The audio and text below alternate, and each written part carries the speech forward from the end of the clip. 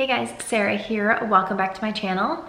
Today, we're gonna be talking about a pretty sensitive topic, which is gender disappointment. So if you are interested in that, keep watching. If you're new here, don't forget to subscribe before you leave so you don't miss any of my future videos. All right, let's get into it. I wasn't sure if I would actually post this video, film this video, share my experience with it or not, but I have decided to do it. I've been very honest and upfront with you guys through my entire pregnancy journey so far. So if you haven't caught up on any of my pregnancy stuff, I will link my playlist up in the cards for you. But I've talked about my fears of being pregnant and just kind of the entire situation. So I figured it wouldn't be right for me to not share this part of it, even though I think that it's a sensitive topic and I think a lot of people don't want to talk about it or don't want to know that it's a real thing, but that's what we're here for. So I want to be totally real and authentic and vulnerable with you guys. If you have nasty things to say in the comments, just please don't. And if you do, I will likely just block you because I am trying to share for the people who really need to hear this and don't really need that kind of negativity in my life, especially as I'm about to enter my third trimester this weekend. Like, my emotional plate is full, so I don't need any kind of negativity coming from strangers on the internet. But let's talk about it. To give you a little backstory, I have one sister and she is 2.5 years older than me, and then she has 2 sons. So I have 2 nephews. And I don't know why, but I just assumed that I was gonna have a girl. And I'm very, very close to my mom. And I just, in my head, envisioned having a daughter and having this really close relationship with her like I have with my mom. And that just is not what happened. At 12 weeks, we found out that we were having a boy and I was absolutely crushed. And I know a lot of you hearing that might think like all you should want is a healthy baby, which I totally agree with. But I think that that's not always the reality of what people's emotions and feelings are. And I think that everyone's feelings are valid. So I'm just gonna kind of share my thoughts, my feelings, and what I have done to get to the other side of this. We did do the genetic testing, which is why we found out so early at 12 weeks what we were having. And if you are feeling like you have a preference of gender, I highly suggest finding out as soon as you can, as opposed to waiting, because it'll give you more time to kind of wrap your head around it and prep for it and get excited for it. I think that if I had waited until 20 weeks, or even if I had waited until he was born, I wouldn't want any disappointment to shadow his birthday. So I'm so happy that we found out early because I've had so much more time to deal with it. And I'm not gonna lie, the first week or so was really, really rough. When I initially found out, I just burst into tears. I was so sad. And I think when I initially thought that I wanted a girl, I thought it was for more of the superficial reasons, like dressing her in cute clothes or having kind of similar interests as her and all of that. But when I really stepped back and took a look at why I was disappointed, it was so much more deeply rooted than I ever realized. And I think it's really important, if you are dealing with gender disappointment, to really figure out what the root of your disappointment is. Are you just sad because of the superficial stuff? If so, it'll likely pass. I basically went through the mourning of my mom's death even though she is not dead. I felt like I was never gonna have that relationship that I have with her once she's gone because I wasn't gonna have a daughter, and it crushed me. Even though I realized that you can never duplicate a relationship that you have with someone else, like there's no 2 people who are exactly the same. So even if I had 20 daughters, I'm not guaranteed to have any type of relationship like the one that I have with my mom with a daughter, because all of us are different people. So I think the reality of that had set in and it just completely crushed me and started making me mourn the time that I won't have my mom anymore. And even thinking about that, especially with your pregnancy hormones, I was crying every single day. I was waking up in the middle of the night with nightmares about my parents dying, about something terrible happening to them, about what I would do if my mom wasn't here. Just, it was horrible. And I think had I not thought through that, I would have never been able to come out the other side of it. So if you are dealing with gender disappointment, I highly, highly suggest really digging deep and figuring out why exactly you're disappointed, because then you can kind of work through those feelings. And I don't think that you should be sugarcoating those feelings. I don't think that you should be glossing over them. I think it's really important to go through the feelings and talk to people that you trust about it. I talked to my mom and I talked to my sister about it, and I think it was really helpful because my sister does have 2 sons and they're just the best. I love them to death. And so she was helpful, and obviously my mom was really helpful. I'm really close to her, and she's like the no judgment zone of life. And so being able to candidly talk to them about my true feelings without feeling like I had to hide it was really, really helpful. I read so many articles on how to get over gender disappointment, and a lot of them said to name your child and to design the nursery, and that getting excited about those things would really help. And I will say that it helped a little bit. We did name him, although we didn't name him for probably a couple of months after we found out that he was a boy. And then I haven't even started the nursery. I've ordered a couple of things, but we haven't actually done anything with it. So I did start looking at things, and I think I realized that boy clothes could be cute too, which is an exciting thing, but it definitely wasn't fixing the deeper issue that I was personally dealing with. Depending on the reason why you are dealing with gender disappointment, that might really help you. But I really found that I talked to my therapist about it a lot, and we kind of went through this whole thing of why I was trying to like replicate and replace a relationship that I had with somebody else with my relationship with my future child, and how every relationship is different and you need to cultivate the relationship that you want to have with someone else. So just because I'm having a boy doesn't mean that I won't have a close relationship with him. I still can, and I'm the one who's in charge of cultivating the relationship that I have with my children. So that was something that was helpful for me. But honestly, I think it was really just feeling him kick and letting time pass and letting my brain wrap around the thought of having a boy. I started calling him by his name. I was feeling him kick every night. I've been rubbing my belly. I feel like I'm finally connecting to him a little bit more. And for the first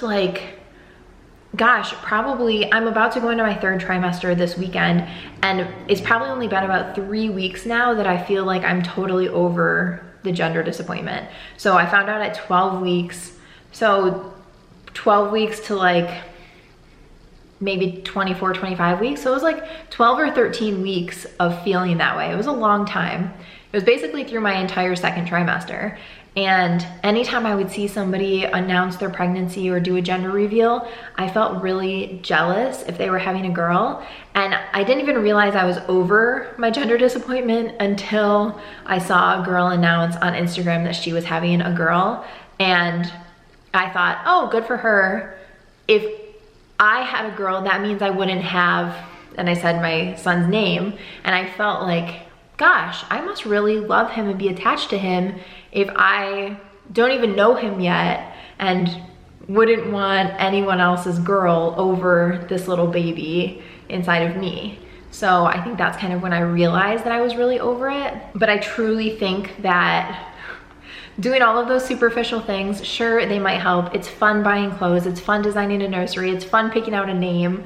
But for me, it was definitely time letting myself be honest about my feelings, talking to people that I trust about them, and just really wrapping my head around it. I am such a believer in going through your feelings. I do not sweep things under the rug. It's just not my personality. So I've never done that, and I've been very honest about things from the get-go. So dealing with these feelings in the same way that I deal with all of my other feelings in life is exactly what I did, and it took a long time. And it was something that I wasn't sure that I would get over, and I truly didn't even know if I would get over it until I actually was over it. So if you're feeling that way, that does not mean that you're not going to be an amazing mom. It does not mean that I don't love my future son, this baby inside of me. you can have feelings simultaneously. You can feel disappointment and also feel love for the life inside of you. So I just want to validate your feelings. If you are going through this right now, it is totally normal. And I wish more people would talk about it, because I know a lot of people go through this, and a lot of people will just sugarcoat it and say, no, I'm so happy. All I wanted was a healthy baby. And although of course all we want is healthy, happy babies, there's still another part of it that I'm not gonna deny that. I think that it's unrealistic to think that no one has a preference on a gender of their child. I think that that is so unrealistic. So although I did have a preference, I am so excited to meet this little boy now, and I feel like I'm finally over my disappointment. And I'm so surprised it actually took me that long. I simultaneously wasn't sure if I'd ever get over it, or I started to think there was something wrong with me that it was taking me so long to get over it. But I'm definitely on the other side of it now, and I'm so excited for this little boy. Another thing that really helped me is that I kind of started creating new dreams based on him being a boy. For instance, when I was talking to my sister about it, she was telling me that I'm not close to my mom because her and I are so similar. I'm close to my mom because her and I find things that we both like, or we do things with each other that the other person likes. So for instance, if you look at us as two individuals, we don't have a bunch of the same common interests. But the things that we do have the same are that we love each other, we trust each other, we want to be close, and we cultivate a relationship because of that. And we've found things to do together because we both want that relationship. We put the effort in to find common ground and to relate on things. So just because I'm having a boy, it doesn't mean that I wouldn't be able to do that same thing. Maybe we won't have the same interests. Maybe he'll be into something that I don't even know about yet, and I will learn about it because I have an interest in having a relationship with him. And if he has an interest in having a relationship with me, then he'll include me in the things that he's interested in, and I'll take an interest in it because I love him and will want to have a relationship with him. So I think that that was a really helpful thing to just kind of start thinking through dreams with what your new child will be. I also started thinking through what it will look like. Like I all of a sudden felt this really big responsibility that I'm going to be raising a white male in America, and that's a lot of responsibility. I have a lot to teach him, and I feel like it'll be a challenge, but I'm really excited to be able to raise him to be the best version of himself and to be just a really good human and a great part of society. And I think that was something that I never imagined for myself, but now I'm really excited to take on that challenge because I think obviously kids are our future, and so we have that in the palm of our hands as parents, and that's something that I had never thought about with a girl before, but now that I know I'm having a boy, that's something that I'm going to take very seriously. Also, that's not to say that you shouldn't take that seriously if you have a girl. You absolutely should. I think it's just something that I maybe didn't even think about because I hadn't been pregnant before.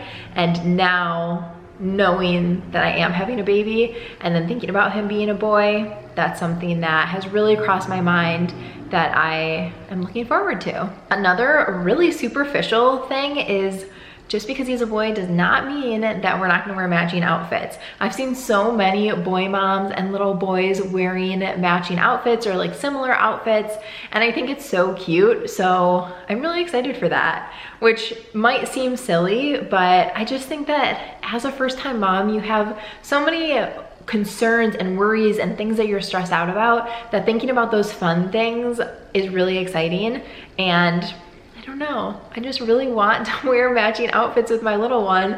And at first I felt like I wouldn't be able to because he'll be a boy, but he totally can. We're definitely going to be wearing matching outfits. So if you see us matching all the time, it's because that's just what I want. And I know I will have a very small window of time that he's gonna let me dress him, and I'm gonna take full advantage of that. And then another thing, that as soon as I announced that I was having a boy, I was flooded with messages about how much boys love their mamas.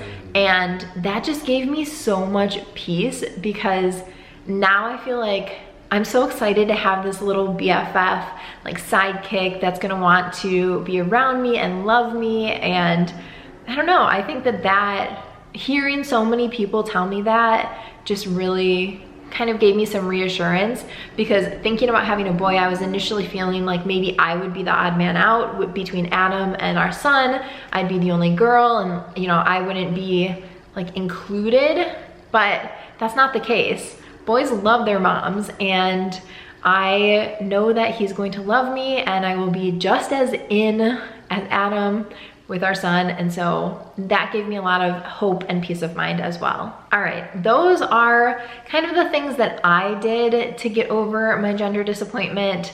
I hope that some of it was helpful for you. I really think the biggest piece of advice I have is to really figure out the deep-rooted reason why you're feeling this way, and give yourself some time and grace, because it's hard, but it's also normal to feel this way. You should not feel bad about yourself, and all of your feelings are valid. So you are still going to be a rock star mom. You are still amazing and worthy of having children. That does not make you ungrateful. It does not make you anything negative at all. These are normal feelings. A lot of us feel them. It's just that no one wants to talk about them, but it's the truth. So I hope that this was helpful for you. Definitely check out my pregnancy playlist if you want some other like very real conversations about pregnancy. I have not been sugarcoating anything. I'm about to hop into my 3rd trimester, so baby boy will be here this summer, which is crazy. But yeah, check out that playlist. There's lots of stuff over there. Give this video a thumbs up if you enjoyed it, and don't forget to subscribe before you leave for more pregnancy stuff, and also fashion, beauty, lifestyle, all the things. I will see you guys in my next video. Thanks so much for watching. Bye guys.